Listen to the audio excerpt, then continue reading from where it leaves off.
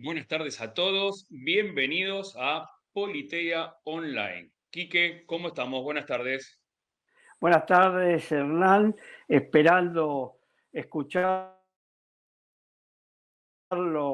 a Joaquín, Perfecto. que realmente es un Sí, la lujo. verdad. Bueno, como dijo Quique, hoy tenemos al corresponsal de guerra, más precisamente a Joaquín Sánchez Mariño. Joaquín, ¿cómo estás? Buenas tardes.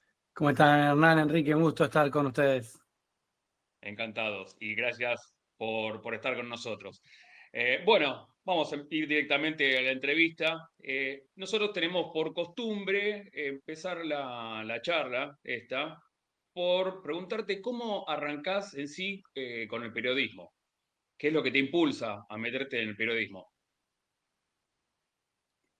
Bueno, la respuesta real es que fue la manera que encontré de vivir de la escritura. Yo quería escribir, me dedicaba, siempre me gustó escribir, quería escribir cuentos, la literatura sobre todo me interesaba, y estudié un tiempo de Derecho, abogacía,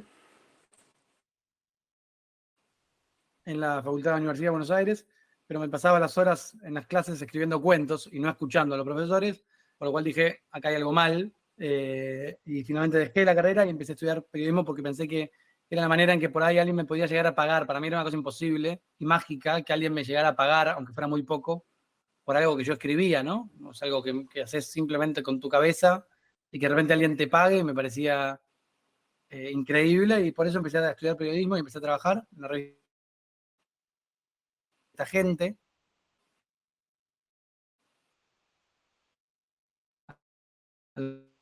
22, que se renueva cada semana, Mira, y entonces nunca paré. bien. ¿Cómo hoy en sí estás trabajando para Infobae, no? Escribo para Infobae, escribo también trabajo en un proyecto que se llama Antártica Press, que es un medio de comunicación internacionales que creamos con Enrique Piñeiro, y también hago cosas para mis propias redes, pero sí, más de un espacio de publicación tengo. Bien. Quique. Sí, y cómo dentro de esto que del mundo periodístico que vos bien, te diría, lo pincelaste, como entraste, eh, ahora sos, creo que seguís siendo o fuiste corresponsal de guerra, porque eso es algo muy especial, muy específico. No cualquiera lo hace. Es, yo encuentro que es la variante del oficio más apasionante, y que si bien en mi respuesta anterior no di esta pista, de algún modo siempre quise ser corresponsal de guerra, ¿no? Había algo que me fascinaba mucho en la guerra en sí, me fascina, y desde que empecé a ser periodista yo pensaba que era, eh, para mí es como un futbolista jugar un mundial. Su objetivo no es necesariamente jugar el mundial, ¿no? Es ser jugador de fútbol, que le vaya bien. Jugar al mundial es como una ambición que muy probablemente no se dé, a algunos pocos se les da. Para mí eso era poder cubrir una guerra. Es paradójico, ¿no? Porque una guerra es un Claro. lugar horrible, y no tiene ninguna celebración como puede Sí, tener un sí. mundial. Pero para mí era la cumbre de mi oficio, y en un punto, en un momento de mi carrera, sobre todo en 2019, decidí empezar a construir mi experiencia, a aprender como para poder estar preparado para cuando llegara la oportunidad, la ocasión, poder ser un corresponsal de guerra a la altura, ¿no? Eso obviamente es algo que recién arranco, pero bueno, lo decía hace mucho. Ok. Hace cuánto estás Una en el pregunta. periodismo? Quería saber esto. ¿Hace cuánto estás en el periodismo? Y empecé a los 21, 22 años, tengo 38, o sea, son más o menos 16 años. Ah, y tu primer Sí. destino, así como corresponsal de guerra, ¿a dónde fue? Eh, ¿Cómo corresponde? O sea, el primer destino que yo creo que fue conflicto, no fue estrictamente una guerra, pero que fue conflicto, fue Ok. en 2012. Cubrí la revolución de Egipto, parte del coletazo de la primavera árabe, Ah, mira. una revolución que terminó con la renuncia y la baja de la constitución de Mursi, en medio de un conflicto grande de la primavera árabe, que era bien complejo, porque Medio Oriente es un lugar muy complejo. Sí. Lo cubrí medio, ¿viste? De manera medio amateur, ¿no? Fui al lugar Claro. y dije, bueno, voy a hacerlo para ningún medio, para un proyecto personal. Después, en el 2019, ya por primera vez más profesional, cubrí el conflicto, uno de los picos más altos del conflicto de Venezuela, que no era una guerra, pero un conflicto en ese momento social muy, muy fuerte. Y también me preparó para la guerra clásica, digamos. Bien. Sí, lo que me la dejaste picando, Joaquín, cuando hablaste sobre el tema de tu fascinación en lo que se refiere a la guerra. ¿Esto está relacionado con tu papá, con las vivencias que vos tuviste, que tu padre, bueno, para mí fue algo, lo respetaba muchísimo a tu padre y me llenó de orgullo una charla que tuvo con mi padre, que sabía que mi padre era militar también. Tu experiencia, la experiencia de tu papá en la Guerra de las Malvinas y que fue piloto de helicóptero. Y si mal no recuerdo, fue derribado. ¿Es así? Bien. Sí, o sea, Y sobrevivió a eso.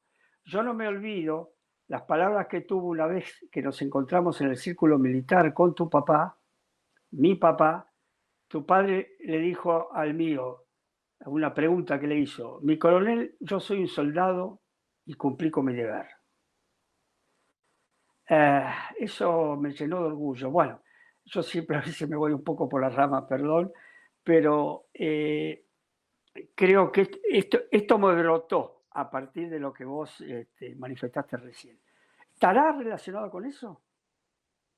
sin lugar a dudas, y nada, te agradezco primero por la anécdota que no conocía y que obviamente a mí me emociona mucho cada anécdota que me cuentan de mi padre, sus camaradas, cuando se encuentra con alguien. Es increíble cómo esa emoción no se agota, ¿no? Cuando hay un encuentro entre la sociedad civil que reconoce la labor de los militares que actuaron en Malvinas, es muy emocionante. A mí como hijo de mi padre me emociona el día de hoy cuando me cuentan una anécdota como esta. Sin duda está relacionado. Yo nací con la guerra en mi casa, digamos. Yo nací en el 85, o sea, posguerra, ¿no? Pero, sin embargo, la guerra estaba presente en los ataques por ahí del estrés postraumático de mi viejo, por ahí un sonido fuerte que lo exasperaba, o ciertas, ¿no?, secuelas que le quedaron. Y después se dedicó a estudiar la guerra de manera teórica. Entonces la guerra siempre fue parte de mi formación. Y por otro lado, que con mi viejo yo iba mis padres se separaron cuando yo era muy chico, tenía 7 años, y mi viejo, que no tenía un mango, como todo militar de esa época, los fines de semana nos llevaba al Campo de Mayo, al club de suboficiales, ¿no? Campo de Mayo, que es la base más grande del ejército, tiene distintos clubs, y él nos llevaba al club de suboficiales. Alguna vez he ido con Frankie, con el hijo de Enrique, con quien éramos muy amigos, fuimos juntos al primario, y en el club de suboficiales, que era un lugar muy, en los 90, muy caído abajo, digamos, ¿no? Todo despintado. Me acuerdo que antes de irnos siempre una atracción era ir al grupo de asalto, helicópteros de asalto 601, un galpón donde estaban los helicópteros, los UH y los Super Puma, algunos de los cuales usó mi padre en Malvinas, y era parte de esa diversión que tenía que ver con que mi viejo no tenía un mango para llevarnos a un lugar rentado, entonces nos llevaba a ver helicópteros. Mi padre en Malvinas no fue derribado en sí, sino que fue atacado por un Harrier. Él llegó a bajar, fue atacado varias veces, pero el 21 de mayo llega a bajar, aterriza de emergencia el helicóptero, logra bajar a su tripulación y a los soldados, se refugian y un Harrier pasa 2 veces, 2 rondas, y finalmente le destruyen el helicóptero. 2 veces lo atacaron, una vez se lo recuperaron y siguió volando, y una última se lo bombardearon y quedó fuera de servicio, pero por suerte en ambas se le había llegado a aterrizar y no fue derribado en sí, pero sí derribado su helicóptero, digamos. Bien. Escúchame, te Muy quería bien, llevar, gracias. si bien sé que estuviste en el Líbano también, pero me interesa más que nada porque lo estamos viviendo ahora, la guerra de Rusia con Ucrania. Contame un poquito qué fue lo que viste, más allá que sabemos cómo viene el litigio, o por lo menos tenemos una idea global, pero me gustaría ver a través de tus ojos lo que viviste en la guerra de Rusia y Ucrania. Podría hablarte de dos experiencias diferentes. Yo estuve 4 veces en Ucrania ya, desde que comenzó la guerra fui 4 veces. La primera, al tercer día que arrancó la guerra empezó el 23 de febrero. Sí, Y yo entré a Ucrania el 26, 27. O sea, 3 días después de que arrancó la guerra, entré al país. Fue muy rápido, muy pronto. Eh, y eso fue una primera. Hay una historia sobre eso, si querés. Después, claro. la segunda vez ahí estuve 2 meses cubriendo la guerra. Y ahora te hablo un poquito de eso. Pero digo, la siguiente vez que fui un año después, también en invierno, cuando se cumplió el año de la guerra. Y luego fui en primavera 2 veces más, en una de ellas para entrevistar al presidente, a ¿Siempre Zelensky. por intermedio de Infobae o fuiste en algún momento por otra red de prensa con la que estás trabajando? Fui 2 veces para Infobae, una vez Sí, acompañando a Enrique Piñeiro en unas reuniones que tenía él y otra vez invitado por una asociación de periodistas ucranianos que fue para hacer la entrevista con Zelensky. bien. Eh, pero la experiencia de la primera vez y todas las otras es radicalmente opuesta. No es lo mismo una guerra en un país que acaba de empezar la guerra No, y un claro. país que ya lleva un año de guerra, ¿no? Como la sociedad, y lo marco porque el contraste de cómo la sociedad asume el paso de la naturalización de la guerra es impresionante. La primera vez fue entrar a un país conmocionado, absolutamente conmocionado, como estaba conmocionado el mundo, pero imagínense, dentro de Ucrania todo el mundo estaba tratando de salir, eran los días en los que las preocupaciones eran los extranjeros salir, cómo podían hacer para salir, las mujeres y los niños y los ancianos, los hombres de su casa les pedían que se fueran y había una cola gigante de gente tratando de irse, los hombres en edad de combatir no podían irse, entre 18 y 60 o 65 no Sí, podían irse porque tenían que cumplir labores en el ejército. El resto de la gente trataba de irse. Y entrar a Ucrania fue entrar a un país que de repente había una cola de cerca de 40 kilómetros de autos, uno atrás del otro, algunos autos abiertos y abandonados, la gente que se había ido caminando porque no se podía avanzar por esa ruta, gente a pie, kilómetros y kilómetros de gente a pie, gente con mascotas, mascotas abandonadas, una imagen claro. completamente apocalíptica. Y eso era entrar al país, ¿no? Un mundo, un país entero, era como si un país entero quisiera irse del país, vaciarlo. Sí, Eh, más allá que me imagino que encontraste al año de ir, eh, como bien decís, un país diferente, pero un país donde ya queda tierra arrasada, me imagino. bueno, en algunas zonas sí. Obviamente que hay lugares donde la batalla avanzó más y hay lugares donde pudieron repeler, ¿no? al ejército o incluso lugares donde no avanzó tanto el ataque ruso. Entonces hay lugares más destruidos que otros. En los lugares donde pasó la batalla, como puede ser en el este, en Bakhmut, o en Kramatorsk, o ciudades que fueron epicentro de las batallas, sí, ahí sí, por ejemplo, eh, cerca de Kharkiv hay un pueblito que se llama Isium, una ciudad. Sí. Esa ciudad está completamente destruida, ¿no? Vos ves si es tierra arrasada. Depende un poco del lugar. Claro, y también está el conflicto ahí dentro porque hay dos grupos que se disputan territorio, me imagino. Están los Lugansk y los Donetsk, ¿no?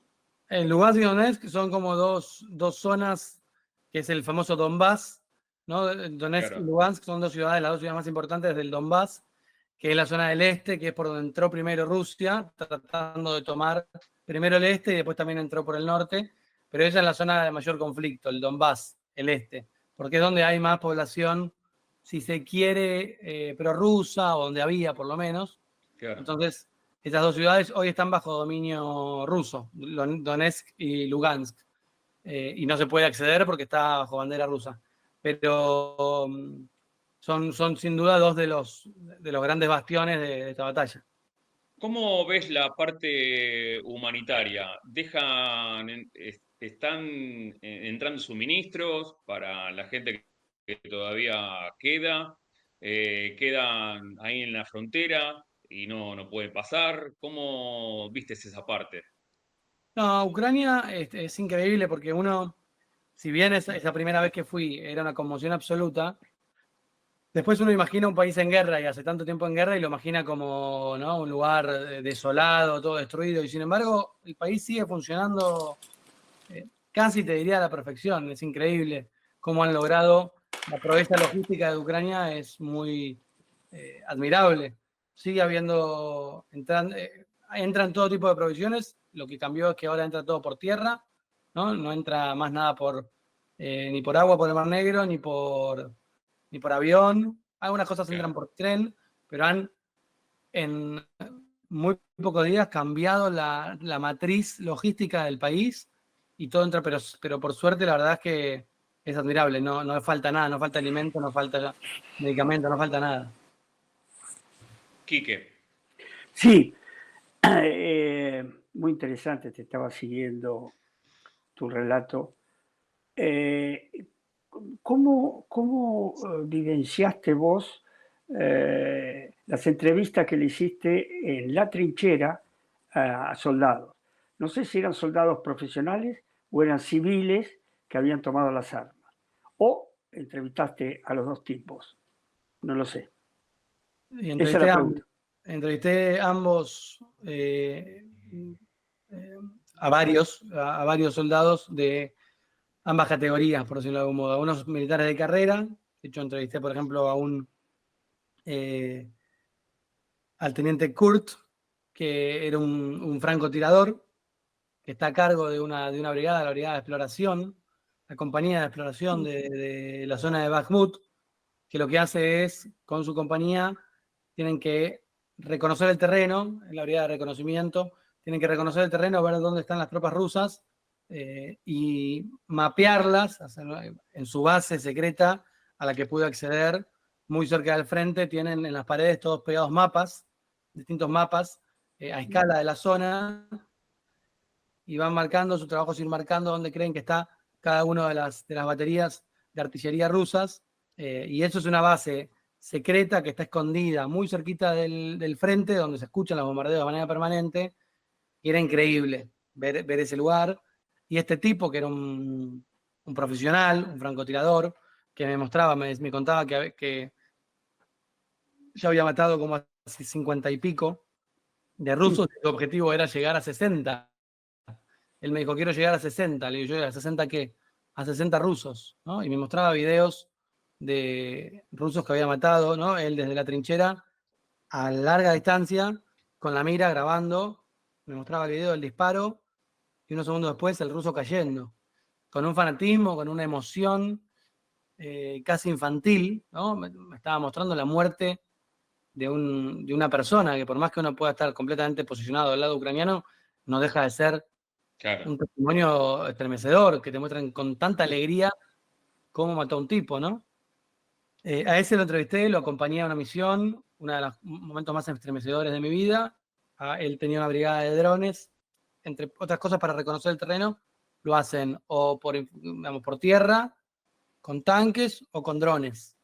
Yo acompañé a una misión suya de ataque, iba con una camioneta con 2 de sus soldados que manejaban dron, levantaban el dron, miraban el terreno y desde el aire, mirando la pantalla del dron por radio, le iban diciendo a Kurt que iba en tanque, íbamos todos juntos. Después él se alejaba un poquito en tanque, se ponía a 1 kilómetro de la distancia a la que tenía que atacar, y nosotros, o sea, el soldado para el que yo estaba acompañando, mirando el dron, le decía más a la derecha, más a la izquierda, más allá, más acá, y mirábamos en vivo el ataque. Él lo estaba haciendo a 1 kilómetro, nosotros estaríamos a 3 kilómetros, que esto en términos de batalla es muy, muy cerca, ¿no? Si bien uno puede estar aún más cerca en la trinchera, esto es muy, muy cerca, estás a alcance de un ataque de artillería, de un mortero. Y eso fue una locura, ¿no? Ver la frialdad, el profesionalismo, la excitación, porque después disparó, bombardeó, destruyó el objetivo, y dijo, bueno, listo, destruido, vámonos. Bajaron el dron, tuvimos que ir a buscar el dron. Nunca tuve tanto miedo como mientras avanzaba por ese territorio, un territorio que de a poco se va vaciando, ¿no? Vas pasando pueblitos donde hay 2 o 3 personas, de repente pasas a otro pueblo donde hay 2 personas, después llegas a un pueblo donde no hay nadie.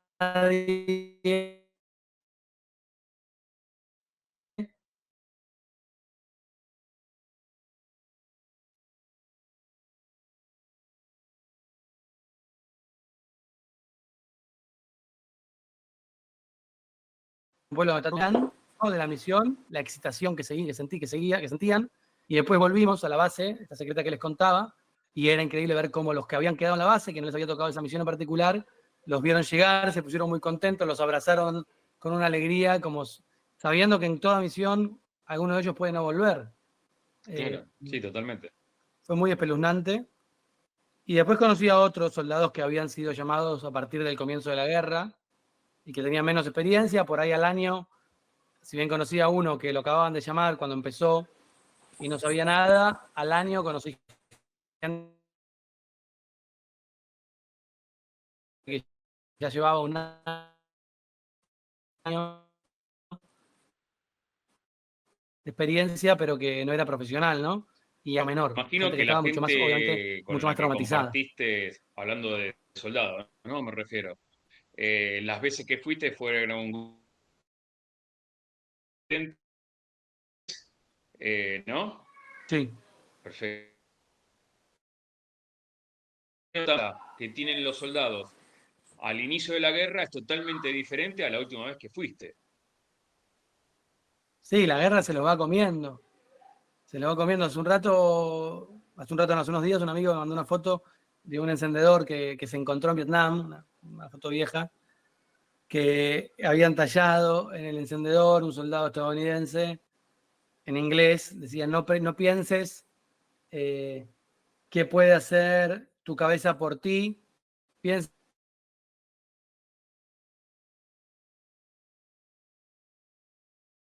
qué puedes hacer tú, Vietnam, que no pienses qué puede hacer tu país por vos, piensa qué puedes hacer tú por tu país. Bueno, está esta idea de, es una gran dificultad en medio de la guerra no perder la cabeza. Eso es un trabajo fundamental. Sí, me imagino. Tuviste la entrevista con Zelensky, me habías dicho. Eh, ¿qué, qué impresión te causó cuando lo viste por primera vez? Más allá de la entrevista. O sea, ¿qué impacto te generó a vos verlo a él? Me impactó mucho. Primero, la primera vez que lo vi fue cuando se cumplió un año de la guerra, en la conferencia de prensa que él dio. Una conferencia que había cerca de 300 periodistas, pero que estaban periodistas de todo el mundo, se cumplía un año.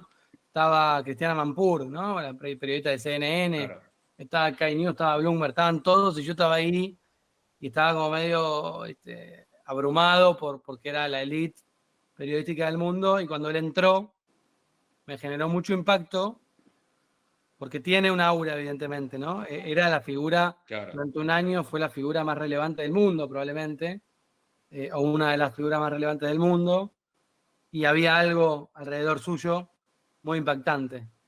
Y cuando lo conocí, cuando estuve más en persona con él, una entrevista más cara a cara, más allá de la conferencia, me pareció una persona muy cálida, muy cercana, que evidentemente su capacidad de convencer, de conmover, tiene que ver con algo, ¿no? Muy innato, Claro. una personalidad así medio atrapante, hipnótica. Muy interesante, la verdad, conocerlo. ¿Podés relacionar un poquito la guerra eh, de Ucrania, Rusia, con el conflicto que tenemos hoy en Israel? ¿Lo podés llegar a relacionar? Si bien es muy similar todo como se da, pero ¿cómo lo ves vos? Es lo que quiero saber. Bueno, son dos conflictos de naturaleza diferente, aunque sí podríamos decir que tienen algo de guerra convencional, ¿no? La guerra entre Ucrania y Rusia es entre dos estados. Acá es entre un estado, Israel, y un grupo terrorista, Hamas. que eso obviamente rompe algunas de las reglas, ¿no?, de la guerra. También hay un desequilibrio fuerte de fuerzas.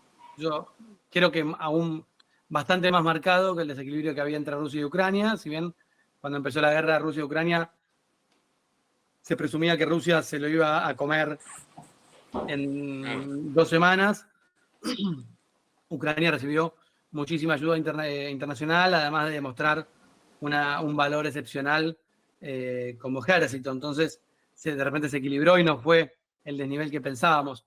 En el caso de Israel y Hamas hay un desnivel absoluto, una superioridad militar indiscutible, en la que lo único que puede hacer Hamas o intentar Hamas es tratar de sobrevivir de manera muy rastrera, ¿no?, que es escondiéndose entre la población. Entonces, son dos. Es bastante, muy distinta la naturaleza y los modos en que se da, ¿no? La guerra en Israel está encapsulada en la Franja de Gaza, un territorio muy pequeño. En cambio, Ucrania es un territorio enorme, donde, de hecho, uno de los grandes errores de Putin fue tratar de ir por muchos lados a la vez, ¿no? Desde el punto de vista estratégico, desde el punto de vista geopolítico, son muy distintas, pero tienen, si se quiere, un punto muy importante en común, que es, se disputa de algún modo el orden mundial, ¿no? Claro. O esa es un poco la narrativa, Occidente-Oriente, sobre todo pensando en el apoyo de Irán a Hamas, se puede permitir esta narrativa de que es una lucha entre Occidente y Oriente. Claro. Quique, Sí, ¿quieres preguntar algo? sí. Bueno, volviendo a Rusia-Ucrania, ¿dónde crees vos que está el punto fuerte, si querés decirlo, de la resistencia de Ucrania, del pueblo ucraniano, que, como vos bien dijiste en la respuesta, se pensaba que Rusia iba a pasar por encima? Sin embargo, no fue así, recuperó lugares y avanzó. ¿Dónde crees vos que está? Es decir, si hay un nacionalismo ancestral, ¿o dónde lo pondrías vos el Creo que hay acento? dos respuestas posibles que probablemente combinadas puedan llegar a ser una respuesta. Por un lado está la dimensión técnica y táctica del ejército ucraniano. Siempre se sabe, es más fácil defender que atacar. Tiene un poco de ventajas, si se quiere, el que defiende, además de conocer el terreno. Pero además, al margen de la ayuda internacional en armamento y demás, Ucrania tenía un ejército mucho más moderno de lo que creíamos, ¿no? Un ejército que había sido entrenado, sus grandes líderes habían sido entrenados en Occidente, en Estados Unidos, y tienen un modo de funcionar de mucha mayor capilaridad y horizontalidad, ¿no? Los generales ucranianos son generales que están muy formados, pero también lo están sus coroneles, sus tenientes coroneles, la escala no es equivalente, pero digo, los mandos medios del ejército también están muy formados, muchos en el extranjero.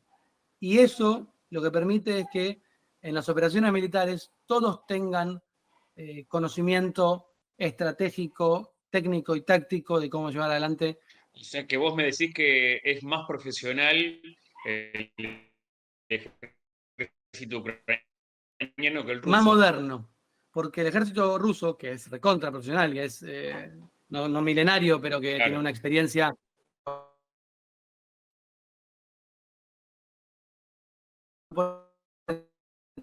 tiene un modo de funcionar de una escuela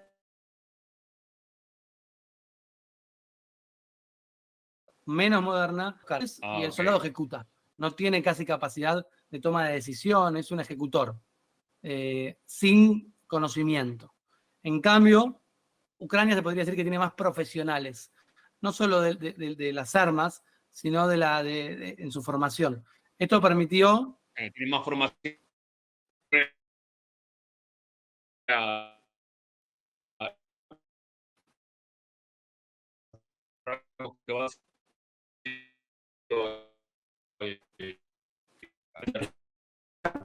estratégicas como para tratar Pero lo que pasaba es que de repente con cargos medios en alguna zona perdida de Ucrania, los tipos estaban capacitados para ver lo que estaba sucediendo y tomar decisiones rápidas. Claro. Es decir, me están flanqueando por acá, están flanqueando por acá.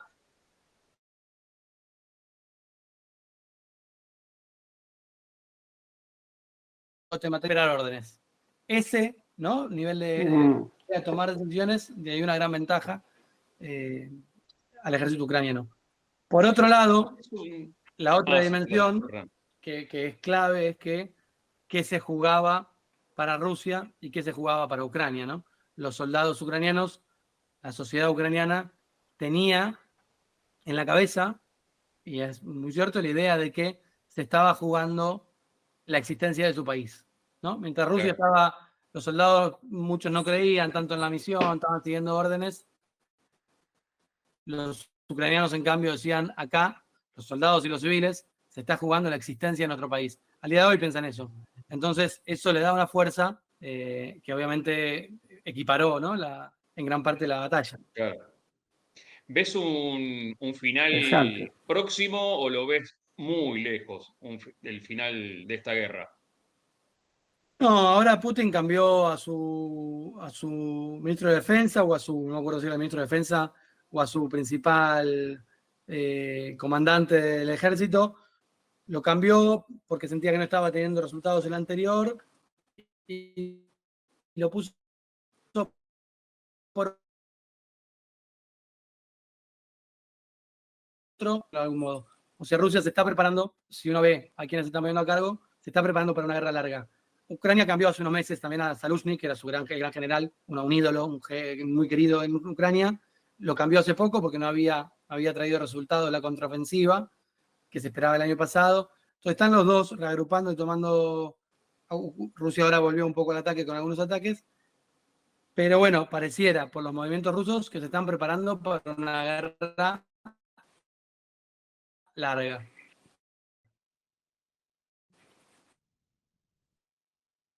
Bien. Quique. Sí, de combate. Si no me equivoco, vos estuviste presente en el bombardeo a la ruta sanitaria de Lipnik, creo que se pronuncia, estoy medio para... No, muy difícil pronunciar las ciudades ucranianas. Irpin. Exactamente. Sí, esa es mi pregunta. ¿Qué viviste ahí? Sí, eso era, sobre todo en los primeros días, cuando Rusia estaba tratando de entrar a Kiev, a la capital, a Kiev. Empezaron a tomar pequeñas ciudades. Y Irpin es como si le dijera a Vicente López. Está pegado, lo separa un puente de Kiev, ¿no? Está muy cerquita. Llegaron a Irpin y ahí empezó una batalla muy terrible por repelerlos y porque no entren a Kiev. Y en esa batalla que duró varios días, fue al principio de la guerra, al principio de marzo de 2022. Yo estaba en Kiev y fui a tratar de acercarme lo más posible. Era un lugar muy peligroso. En esos días mataron a como 10 periodistas en esa zona. Y en el puente de entrada del PIN llegamos a este lugar donde nos pusieron una barricada. Estaba sucediendo había un corredor humanitario. Estaba sucediendo la evacuación del pueblo de Irpin y empecé a tomar algunos testimonios, ¿no? De gente que se iba con su mascotita, con su familia, saliendo, caminando, desahuciada, y en un momento empezó a caer un bombardeo en la propia ruta, el corredor humanitario.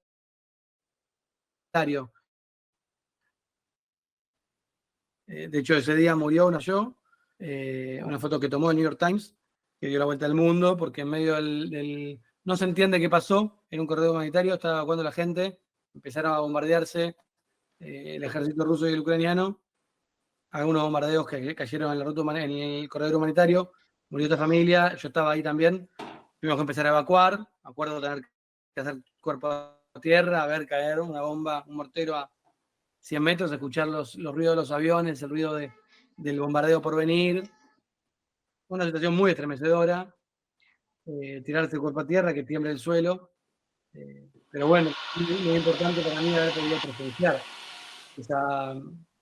ese día, esa jornada.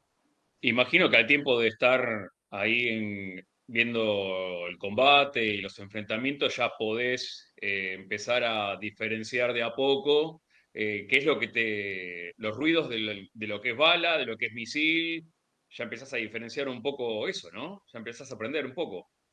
Sí, lleva un tiempo, lleva unas semanitas, pero sí empezás a distinguir primero que es un misil que entra de uno que sale, ¿no? Un misil que Claro. sale de defensa antiaérea a uno que cayó, que entró y cayó.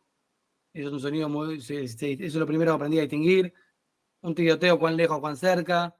Un mortero, un avión. Sí, de a poquito vas aprendiendo a distinguir, tristemente, los sonidos de la guerra. Últimamente salieron en las noticias que empezó Rusia a tener movimiento de su armamento atómico en la frontera con Ucrania. ¿Pensás que lo pueden llegar a usar? Yo creo que no, creo que el fantasma atómico siempre se esgrime un poco como arma de disuasión, como arma de intimidación. Yo no creo, porque sería una locura y porque además Ucrania está muy cerca de Rusia. O sea que un ataque Sí. atómico en Ucrania, yo no creo. Creo que rompería todo, perdería cualquier tipo de posicionamiento mundial. No, no creo que sea posible. Pero bueno, claro, las armas nucleares son para tenerlas y asustar, ¿no? También descubrieron hace unos días también material, bombas, más precisamente, que le estaba suministrando Corea del Norte a Rusia. ¿Qué pensás que puede llegar a influir en la guerra este descubrimiento? Porque ya vendría, si bien había un aliado, que era China, y aliado, digamos, de palabra, ¿no? Por así decirlo. Pero ahora al descubrirse este suministro de Corea del Norte, para Rusia y medio como que cambia un poquito la política de la guerra. No sé qué pensás sobre eso. Sí, yo creo que no es un aliado tan sorprendente, por decirlo de algún modo. Claro. Si bien China obviamente es el aliado más potente que tiene, pero es cierto que simplemente al principio pareciera ser un aliado diplomático, pero no prevé armas. Irán es el otro gran aliado de Rusia, que le dio muchos misiles y le dio sobre todo los drones, los famosos Shahid, que son drones kamikaze, ¿no? Son los Drones con mismos explosivo. que utilizó ahora con Israel, ¿no? Algunos del mismo tipo de dron que utilizó en su ataque a Israel. No son drones muy sofisticados, sobre todo no para Israel, pero bueno, a Rusia le han dado resultado. Eso fue una de las grandes alianzas, si querés, de armamento, Irán. Después lo de Corea, obviamente Corea tiene buen armamento, no sabemos bien, o sea, no sé bien yo por lo menos todo lo que tiene, pero me parece un aliado potente, no me parece tan sorpresivo, en el sentido de que no creo que nadie, digamos, creo que puede haber sido previsto, digamos. Sí, ¿Y qué? sí. ¿Vos tenés conocimiento de la existencia o no de voluntarios participando, llamarlos voluntarios entre comillas, ¿no? Participando en el ejército ucraniano? Hay, de hecho al principio, durante todo el primer año, bueno, después también, perdón, no solo al principio, hubo llamamientos del ejército ucraniano a personas de otros países que quisieran sumarse a su ejército, ¿no? Como a la legión extranjera. Sí, sí. Y los hay.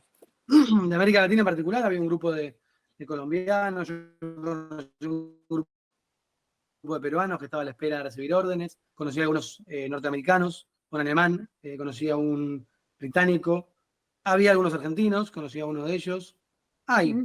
No es un número sorprendente, no hay una guarnición grande, pero hay. Y los llamados grupos de asesores que han utilizado tanto la OTAN como Estados Unidos. ¿Participan también? ¿Los grupos de asesores en qué sentido? Que lo llaman grupos de asesores, pero son grupos de élite que trabajan junto con comandos, Sí. en este caso ucraniano.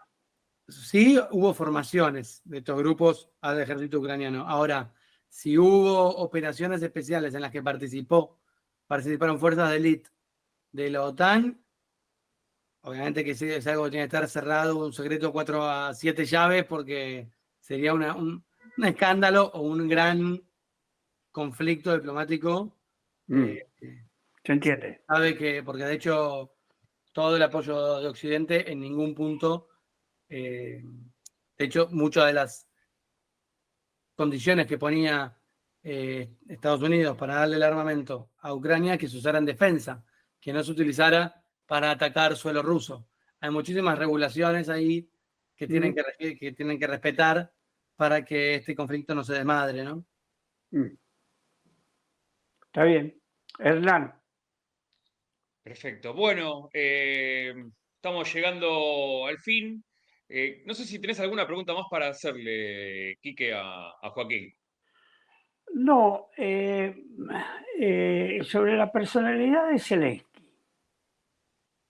Él tuvo contacto personal con él, habló de que tenía para él un aura muy particular y ¿cómo lo definiría a él? Es decir, eso que hace Zelensky en forma natural, creo, de estar comunicado con el mundo, digamos, e inclusive viajar, como lo hizo aquí a la Argentina, que para mí fue muy sorprendente. Para todos, para mí, que cuando estuvo en Argentina, de hecho yo me reuní con él, me invitaron a una pequeña entrevista. Bueno, fue que los viajes de Zelensky fueron claves porque se convirtió, su principal función desde que comenzó la guerra fue conseguir apoyos financieros y armamentísticos para Ucrania. Entonces, se convirtió en una especie de embajador de lujo. Si bien su gran valor para llevar la bandera y la causa ucraniana a todos lados, pues Han Solo está perdida, entonces es una parte tan importante como la de los soldados, te diría. Qué bueno. Ahora yo te diría algo más ahora, antes de cerrar.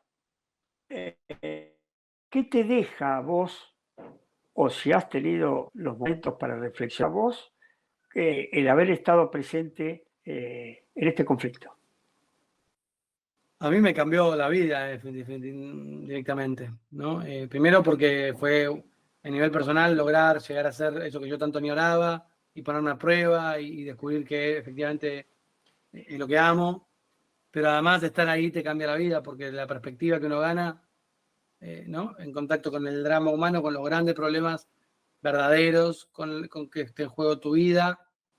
Yo no sé si hay algo del orden que uno pueda traducir al lenguaje, ¿no? No sé si yo puedo hacer algo de mis enseñanzas, te cambia para siempre. Sí, me imagino. Ok. Bueno, Joaquín, la verdad que un lujo haberte tenido acá. Ya no nos queda más tiempo, así que agradecido totalmente por este espacio que nos has dado. Y bueno, a ustedes saludarlos y agradecerles también a ustedes por estar detrás de la pantalla. Así es. Muchas gracias. Te abrazo, querido Joaquín. Muchas gracias a vos, Nos Enrique. vemos en la próxima entrevista. Hasta luego. Chao.